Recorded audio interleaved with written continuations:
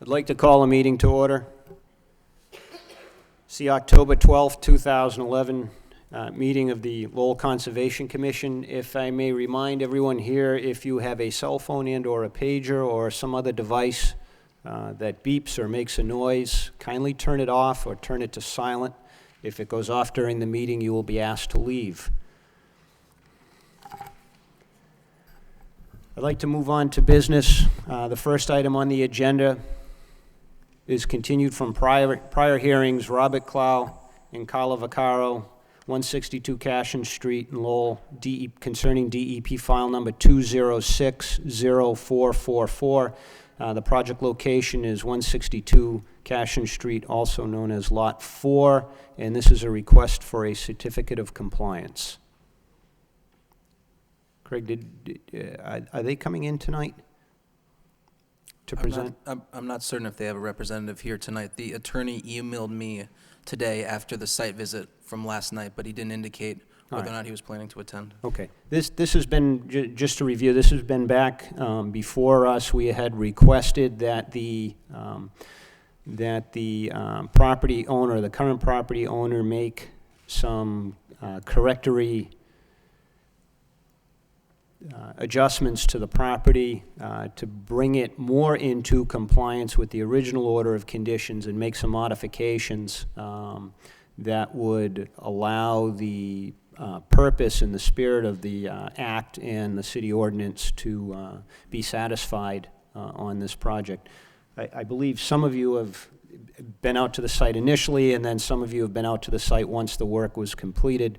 I'd like to, at this point in time, at least open it up for discussion amongst the commission, perhaps start it off with whether or not we can issue a certificate of compliance.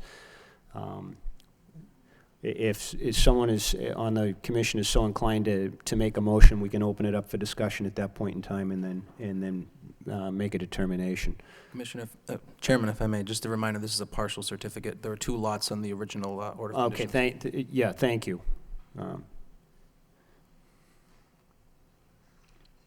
Commissioner Lovely, do you have any comments regarding this request?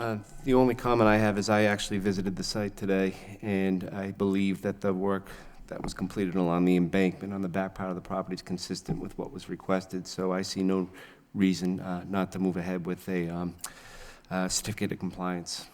Would you like to make that motion, at least to open it up for discussion? Sure. So at this point, I'll offer a motion to to grant the certificate of compliance for the applicant. And that would be a partial certificate of compliance? Partial certificate of compliance at 162 Cashin Street. For Lot 4 only. All right, do I have a second on that? Second. Okay, now it's opened up for discussion. Commissioner Lovely, any other comments? No other comments. Commissioner Chalupka? I'm also satisfied with the work they completed.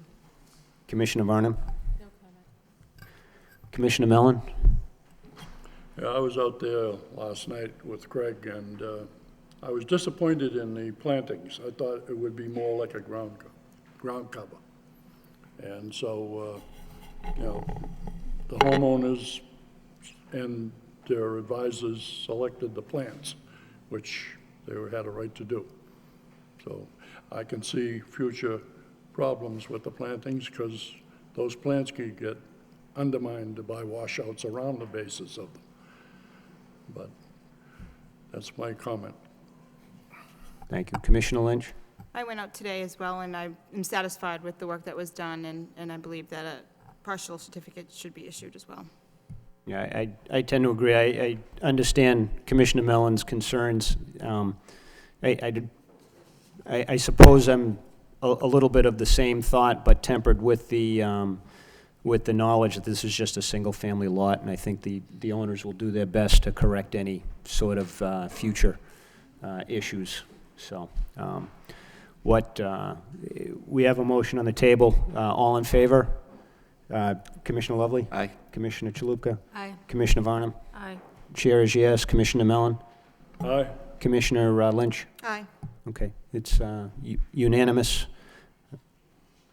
A partial certificate of compliance for Lot 4 only, or 162 Cation Street, will issue on that original order.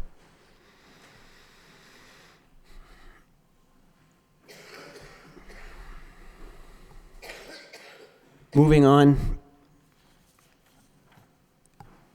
Next item on the agenda is an abbreviated Notice of Resource Area Delineation, otherwise known as an ANRAD.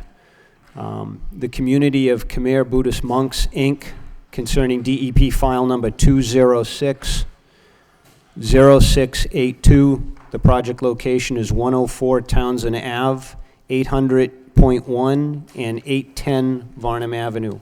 And it's submission for delineation of 1,500 linear feet of bordering vegetated wetland. Mr. Erickson, if I could kindly have you identify yourself for the record. The podium is yours. Actually, before you get started, as a matter of housekeeping on this, under the new rules and regulations for the Lowell Conservation Commission, we have adopted and promulgated as part of our rules a independent review process, and the commission can request by simple majority vote, can request that a third-party consultant be retained by the commission at the applicant's expense. That's also allowable under the state law. I'm sorry, say that again? That's allowable under state law as well. Yes. Yep, that's not a problem. Yeah, what I would like to suggest is that the way we handle this, and for better or for worse, you're the first time we've used this. These are they're new rules, they're new regulations. They've only been in effect perhaps the last 2 weeks, I think. So this is a large parcel. I believe it's about 10 acres. Yes. It's somewhat complicated parcel.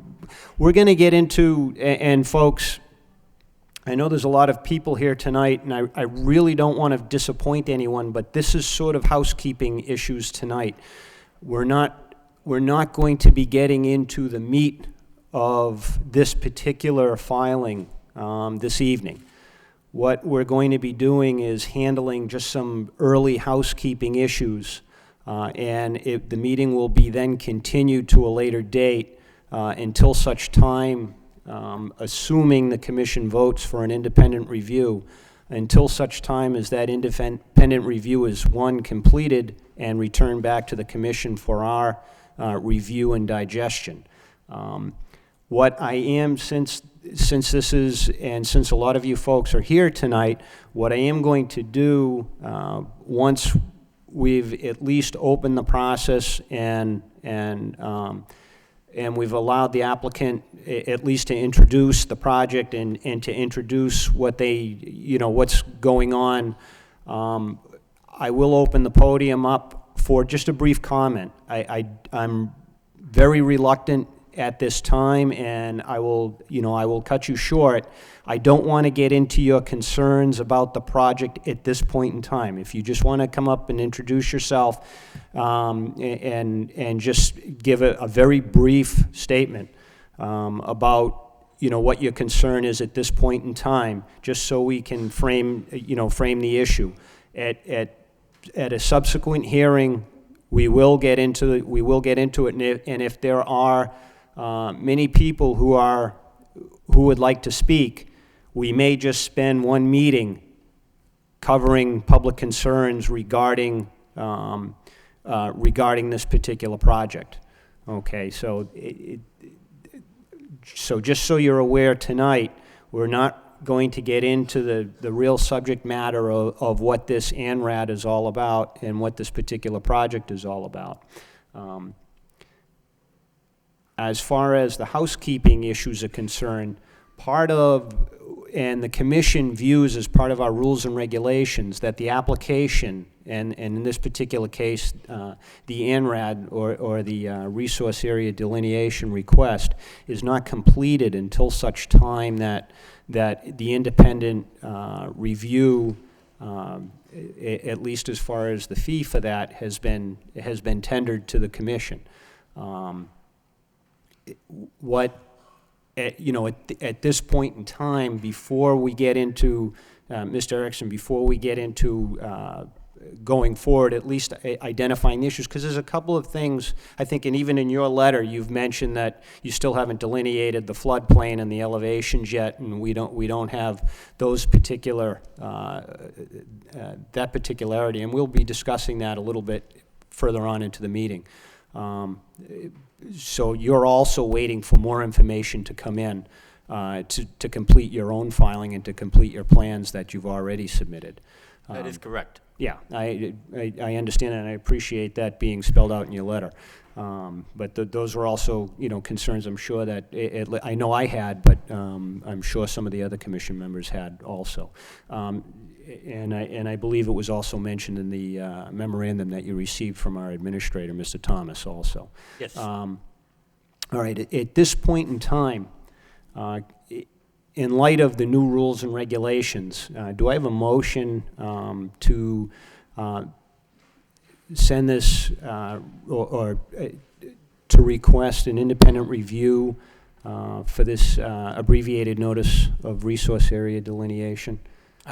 Before a motion is made to it, it should be clear as to what resource areas are being delineated. Okay, well, I'll open that up for discussion at this point in time. The ANRAD now is for the purpose of the bordering vegetated wetland. Maybe I can explain what's going on? Okay, all right.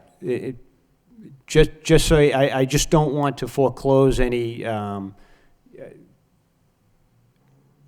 the ability for the commission to request an independent review, and that's so the floor is yours right now.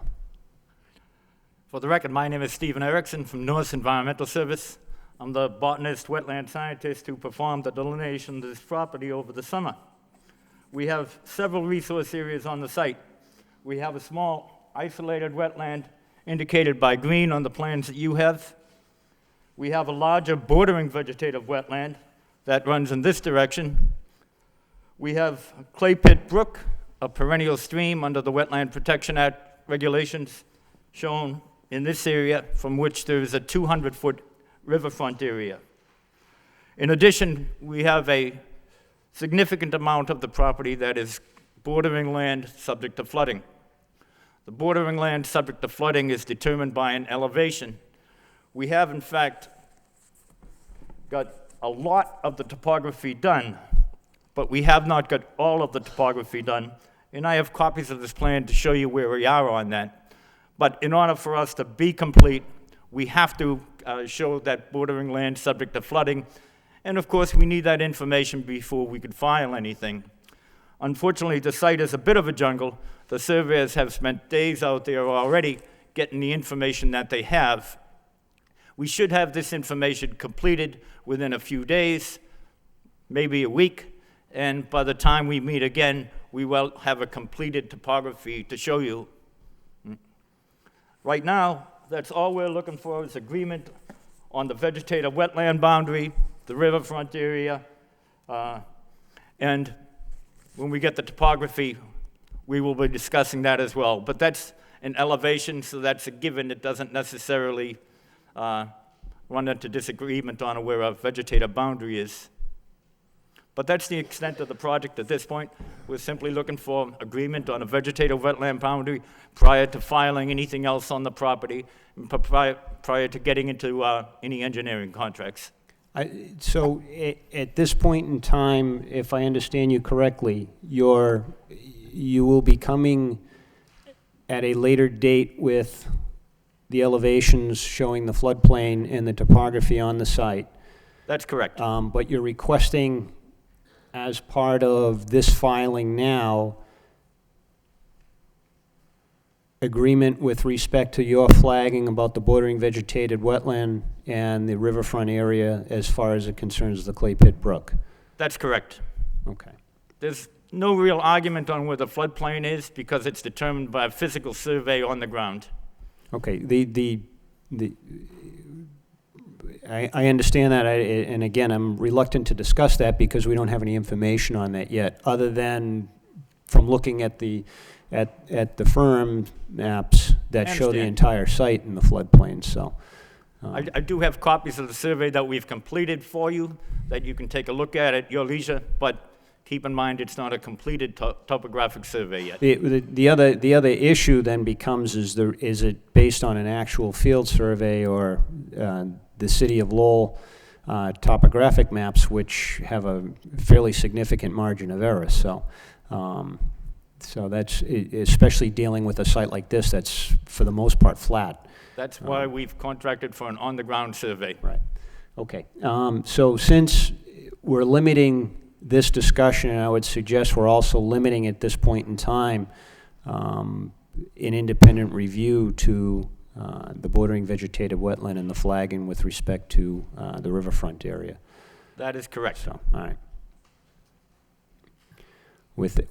With that being said, at this point in time, at least to open it up for discussion, do I have a motion for an independent review of this project? I'd like to move that this project be sent for independent review, third-party review. It's a complex site. It's a large parcel. It's probably one of the most significant wetland areas as far as size goes left in the city, and I think it requires another look.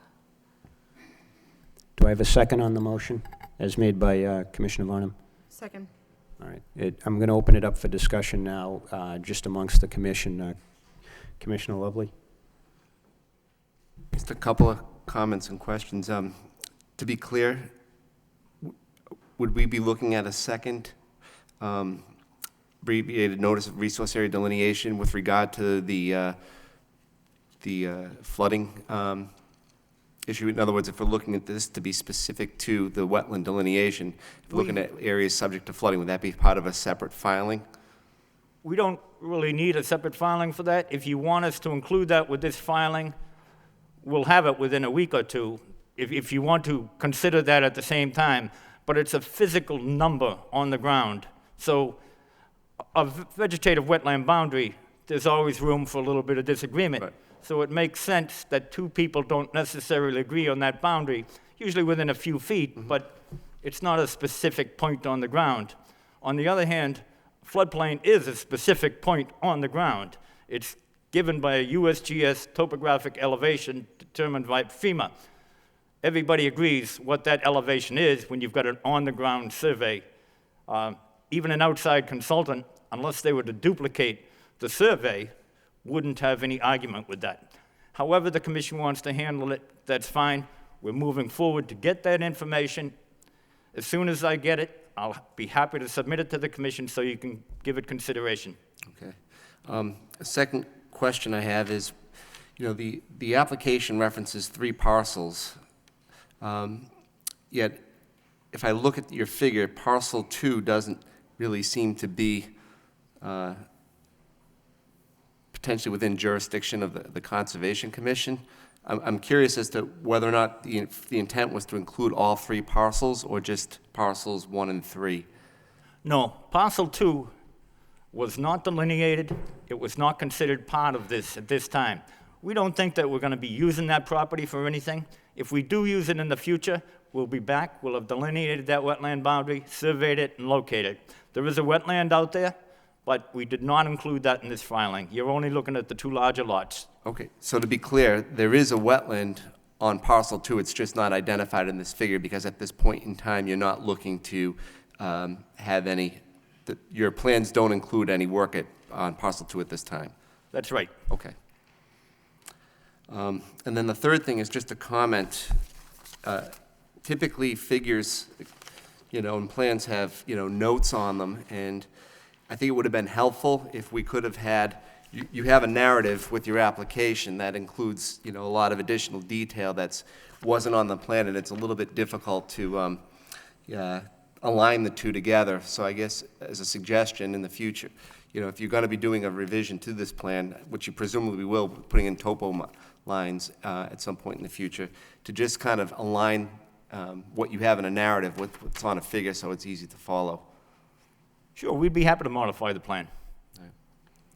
I have no further comments. Commissioner Chalupka? I just have another question based on Mr. Thomas's memo. Did you determine whether the small little island of wetland there is a isolated land subject to flooding? It's Or- all bordering land subject to flooding. Okay. So the status of isolated, there are no isolated land subject to flooding on this property. It's all bordering, it all borders on the Merrimack River. Bordering is defined as touching on a lake, stream, pond, creek, ocean, or estuary, in this case, the Merrimack River. Okay. Thank you. Commissioner Varnum?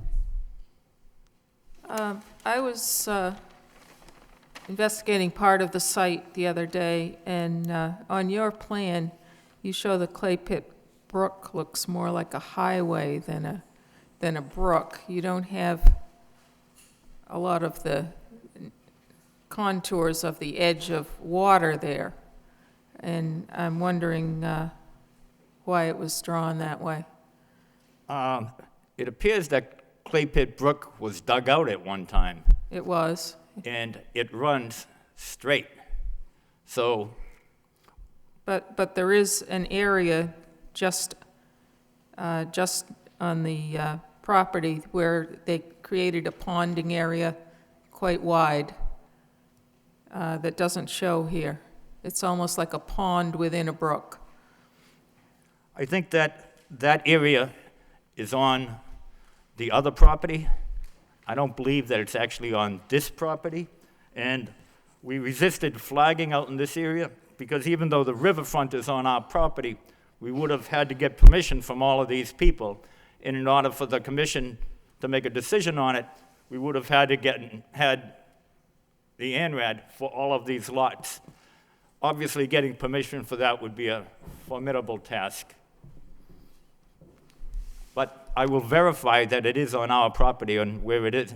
When we're out there, keep in mind, I have no markings when I'm out there. I have no idea where I am half the time. With this in hand, I can tell exactly where I am now after the survey's been completed. So we will verify that. Mm-hmm.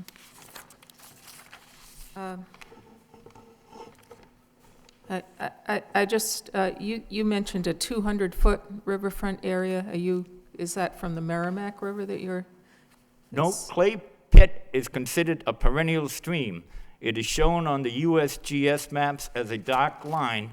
According to 310 CMR, the Wetland Protection Act, if it's shown as a dark line, it's considered a perennial stream and a river. The riverfront, as is defined, is 200 feet from the mean annual high water of a perennial stream. So there's a 200-foot riverfront, which is a resource area that extends all along this area. But that's not a buffer zone. There is no buffer zone to a riverfront. It is a resource area by itself, just as a bordering vegetated wetland is. The city of Lowell has a bifurcated riverfront area. I'm sorry, you're right. It's a 25-foot riverfront in Lowell. Well, under the Wetlands Protection Act, it's a 25-foot riverfront area. Under the city of Lowell ordinance, it's a 100-foot. I stand corrected. Okay. So there's, as I said, it's a bifurcated riverfront area, so you need to delineate it both under the Wetlands Protection Act and under the local ordinance. We will do that. So what you're working on is 1-foot contours for your topography? Typically, we show it in 2-foot contours. In this case, because of the floodplain, it will probably be 1-foot contours. I think it's very important that it be 1-foot contours, especially in this area where just a few inches can mean flooding or not flooding for some of these neighbors. We've got enough shots to put 1-foot contours in. Thank you. All right. Just to, since that's fresh in our minds, just to remind Mr. Erickson, this commission has in the past, when dealing with large tracts of very flat floodplain, has even gone more precise than 1-foot contours. I think the CMR requires a 1-foot contour for floodplain elevation. You have to match your cut and fills on a foot-by-foot basis. So we need to see those 1-foot contours. But when dealing with when dealing with a large flat tract such as this, where a foot or a 1-foot contour could be several acres, as far as area-wise goes, and it could be several tens of thousands of cubic yards of fill. Then this commission, I believe the Lowell Bank project on Phoenix Ave and Rogers Street a number of years ago, we required an inch-by-inch contour. I'm not suggesting we do that in this particular case at this point in time, simply because it is such a large project. But if there's going to be extensive cuts and fills, it may be prudent for this commission at some point in time. And I'm just throwing this out as that there is precedent established. Typically, the contours are shown. I'm not done yet. There is precedent established to look at the cuts and fills on perhaps a 3-inch scale or a 6-inch scale as opposed to a 1-foot scale. I'm not saying that's going to happen, but just to be aware of the fact that could be it. If I may make a suggestion, though, as far as, and Commissioner Lovely raised this question, as far as dealing with the floodplain issue, from what I've been reading in the paper at least, I'm assuming that there's a reason for this ANRAD beyond just defining a resource area on the site, meaning you're going to be somewhat developing this site. And based on that, and based on how this particular ANRAD ends up, I'm anticipating at some point in time in the future that there will be an order of conditions or a notice of intent filed. The floodplain can be addressed at that time also. It doesn't go away because we haven't discussed it as part of this initial ANRAD filing. As far as the actual contours go, that can be, we can just leave it as part of the ANRAD that the site is completely within a floodplain, and that's one of the jurisdictional issues. And then once you start to build out, you can at that point in time define and establish your contours as part of your plans submitted with a notice of intent. And at that point in time, it can be discussed. It doesn't have to be brought back in retrospect necessarily, other than just with the understanding that the site is a floodplain. And I think it's under the FIRM and FEMA maps, it's entirely within the 1% flood zone. I'm also just throwing that out there for consideration and as a suggestion. It's my understanding, or I guess from what I'm hearing tonight, that there are no plans to alter parcel 2 along Townsend Avenue At this time, there are no plans to alter parcel 2. as part of any future development. And if it is, I think you need to include it and include the whether or not there's any resources involved on parcel 2 as part of this ANRAD. Obviously, if there's any work or activity that's going to go on in the lot, we're required to file under 310 CMR 10.0 and the local wetland bylaw. And lastly, your wetland flagging ends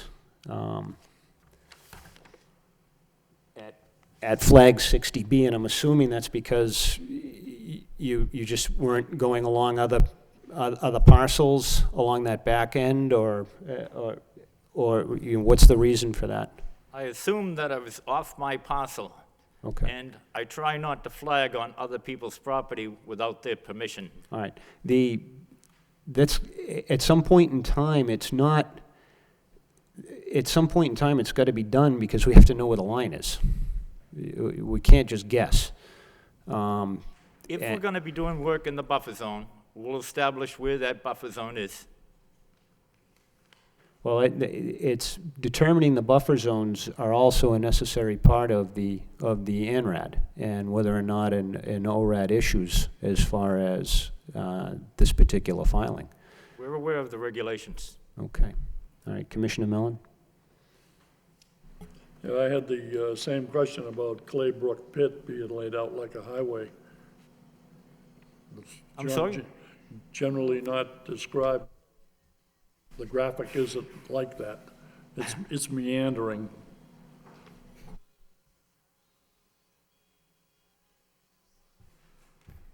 Commissioner Lynch? I guess going back to the parcel 2, if you don't plan on doing anything, why are you including it in this filing at this time?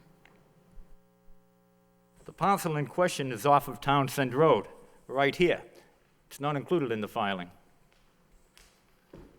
If it is, that was an error. 104 Townsend Ave? It wasn't supposed to be included. If it is, Okay. we'll delete it. Okay. You should be aware that the topography is simply an illustration of the ups and downs of the land. The survey itself is done to a much higher degree of accuracy than 1-foot contours. The illustrative topography is only shown in 1-foot contours. It doesn't make sense to show it in 6-inch contours or finer. The calculations, in fact, do make sense to do in finer calculations for the floodplain, and the engineers are very sensitive to that, and that will be done in any filing.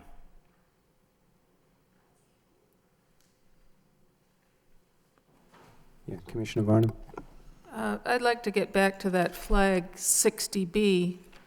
I don't know why you thought that was not necessary to continue that line, because it could be that that whole corner of that triangular area there was wetland. If you haven't determined where the wetland line is, it could be that it runs straight across to 104 Townsend, we don't know.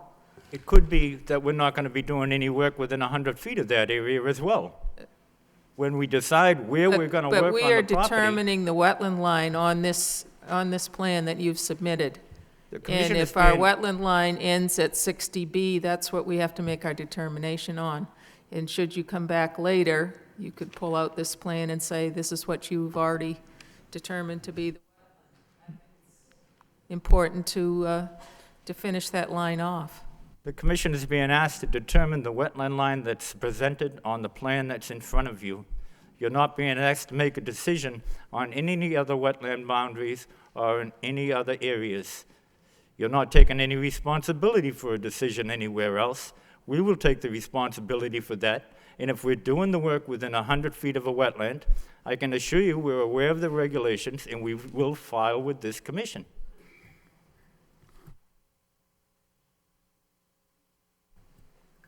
All right. We have a motion on the table as it stands right now for an independent review with respect to the wetland flagging concerning a bordering vegetated wetland and the riverfront area of the Clay Pit Brook, as I'm understanding the motion to be made. Is there any further discussion from the commission? All in favor? Commissioner Lovely? Aye. Commissioner Chalupka? Commissioner Varnum? Yes. Chair, yes. Commissioner Mellon? Aye. Commissioner Lynch? Aye. Okay. The ayes carry. It's by simple majority. At this point in time, the commission is requesting for an independent review of the project in order to have our own expert determine the flagging, the bordering vegetative wetland by independent review and also the riverfront area along the Clay Pit Brook as is appropriate for this site and particularly for this filing. As you understand, Commissioner, Mr. Erickson,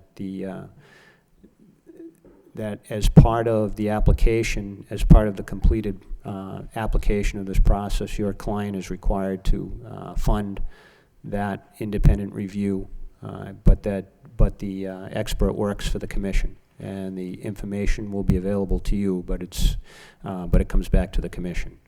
Very good. Okay. What I would like to do at this point in time, since you folks were all kind enough to come in here, if you have a representative who would like to speak, on your behalf, that would be wonderful.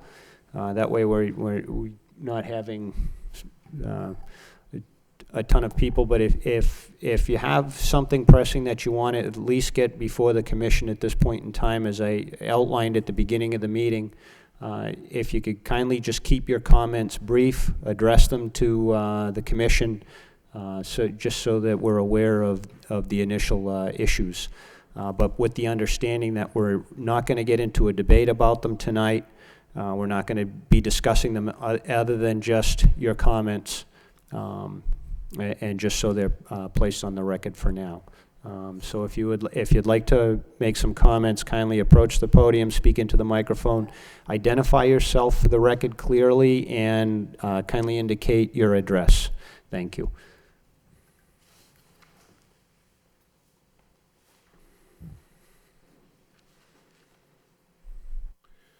My name is John Hamblett. I live at 495 Varnum Avenue. I am here tonight as a board member of the Pawtucketville Citizens Council.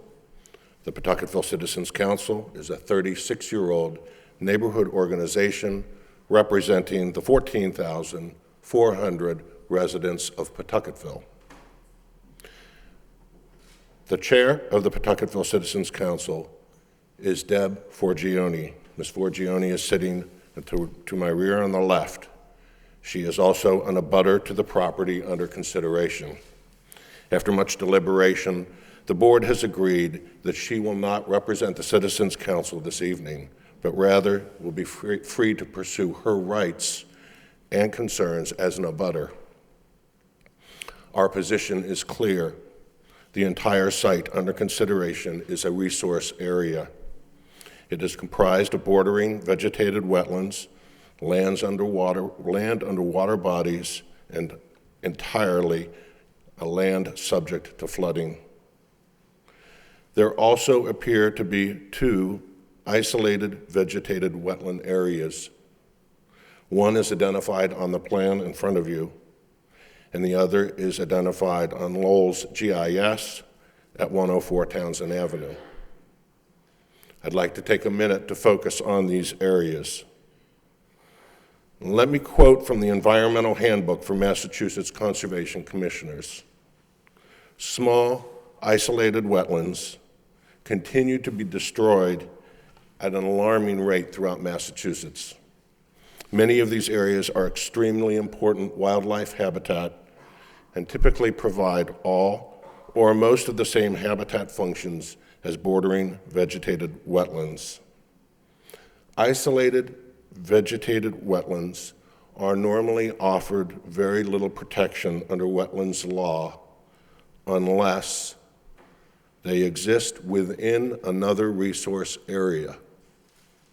We would suggest, since the entire property is in a 100-year floodplain, both of these isolated wetland areas are afforded significantly more protection under the law.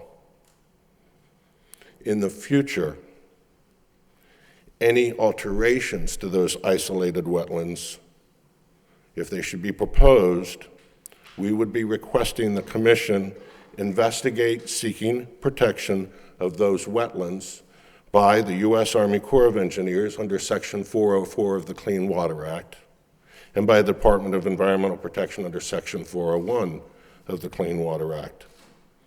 It is our understanding that the Corps definition of isolated differs from the definition commonly used.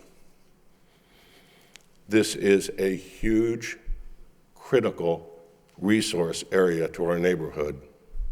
10.6 acres of land in a floodplain with at least 3 wetland areas. In the past 5 years, this land has been underwater twice. Not damp, not wet, but underwater. The abutters and the neighborhood have twice suffered heavy losses in recent years. It's a huge lot, and a detailed on-site review by the commissioners is, in our opinion, beyond what should be asked, and therefore we support an independent third-party review of these findings. This is our first appearance before a board on this matter, and no doubt the first of many. We are asking the Conservation Commission, as well as all the other boards, for the strictest interpretation of the law and the greatest empathy for the needs of the neighborhood. Variances and exceptions should not be considered since no hardship exists.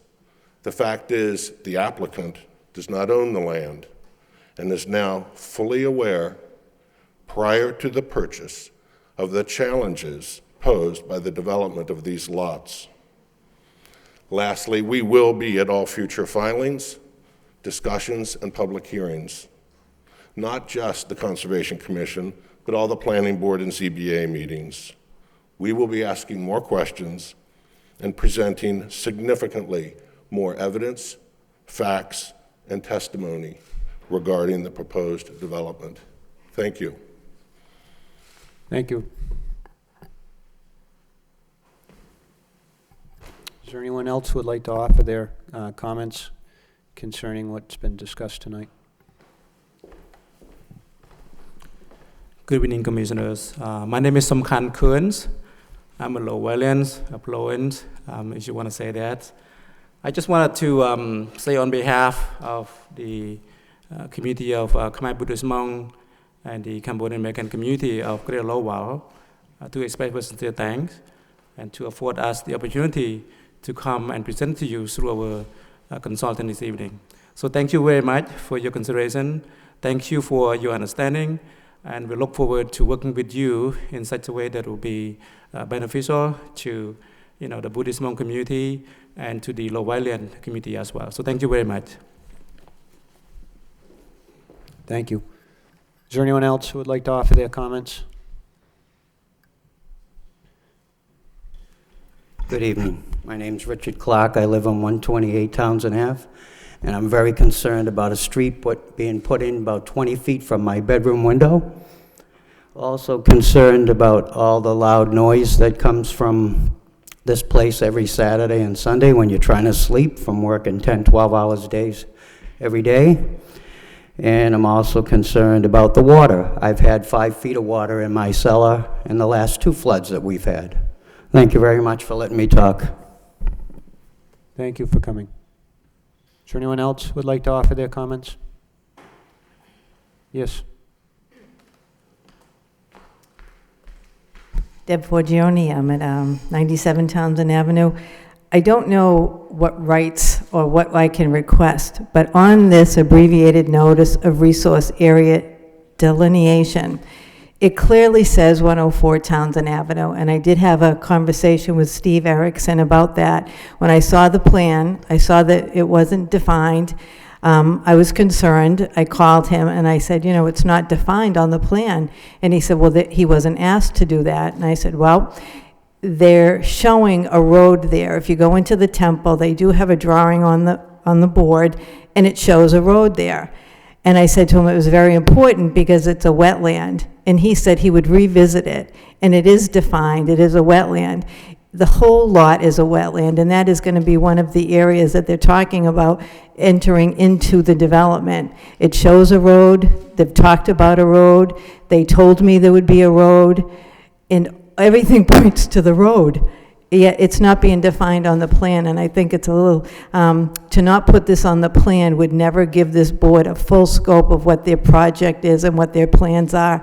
They're talking about it, they show it, but now that it says 104, now they're saying, oh, that's a mistake, and I just wanted to make sure that, could you please ask them to show that? Thank you.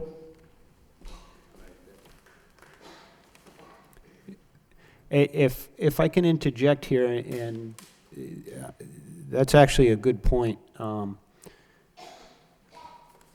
I didn't notice Mr. Erickson as part of your filing, and we can take this up tonight, and it may be prudent at this point in time just to have a brief discussion about that.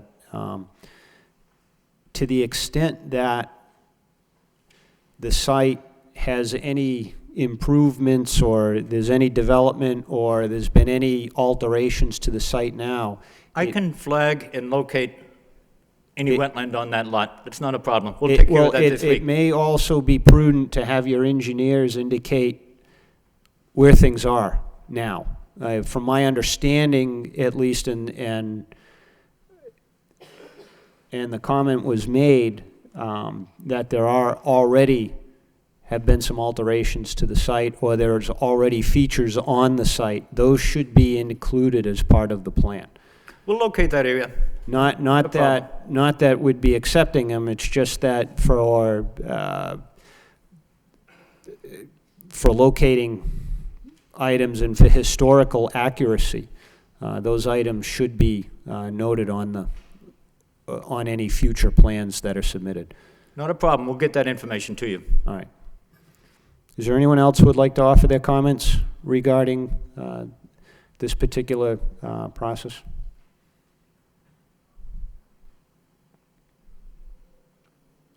All right. Chair knows that there's no one else here would like to discuss or like to make a comment as far as this goes. We have a motion that's been approved for an independent review. At this point in time, we are considering that to be a necessary and vital aspect of the submittal and application. At this point in time, what I would like to do is entertain a motion at the consent of the applicant to continue this project until such time that an independent review has been completed and returned to the commission. For the purposes of notice, this could be somewhat touchy. I would like to place, I mean, normally we would place this on the agenda from meeting to meeting, but I'm not anticipating that an independent review will be completed and available to this commission in advance of our next hearing date, which is October 26th. Is that correct? Okay, which would be October 26th. I'm not anticipating that that process would be completed by then. But since we have so many people here, I'm also reluctant to require the applicant to re-notify abutters and parties. So keeping it on the agenda from week to week, you may, and Craig, I know you're going to get bombarded with telephone calls, but that's part of public service at this point in time. Mr. Chairman, if you continue it for 1 month, that's acceptable to us. We understand that, getting somebody out there isn't going to happen in 2 weeks. So continue it for 1 month, that's acceptable. All right. Okay, then, and that'll keep it off the agenda. This will be continued to, or I'll request a motion to continue this to the second Wednesday of November. I don't know what the date is offhand, if anyone has a calendar.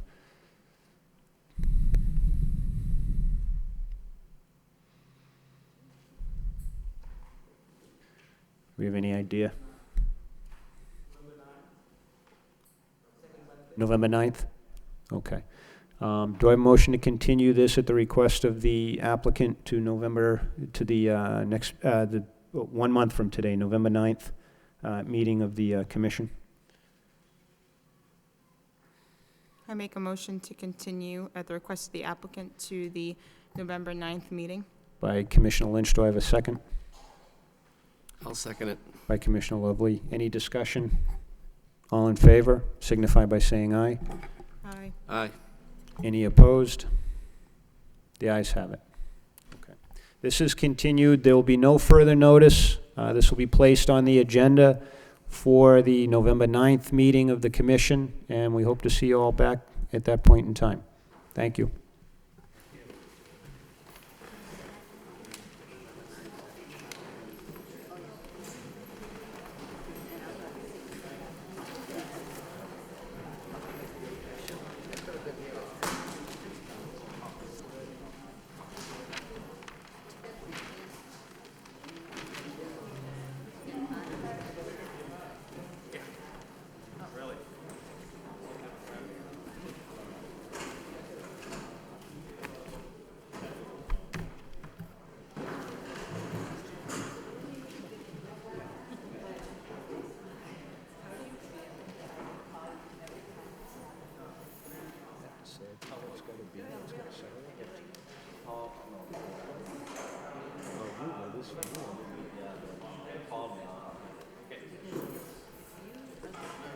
I'm thinking we had probably 2 or 3 that.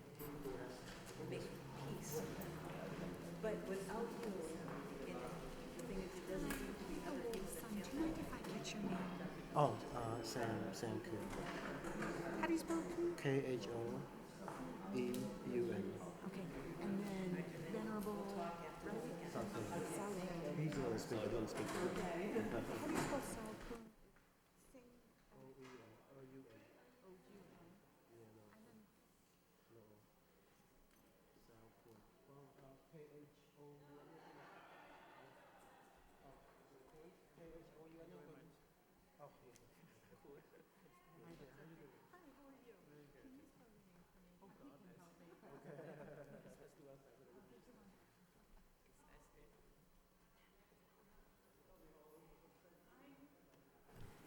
All right, moving on.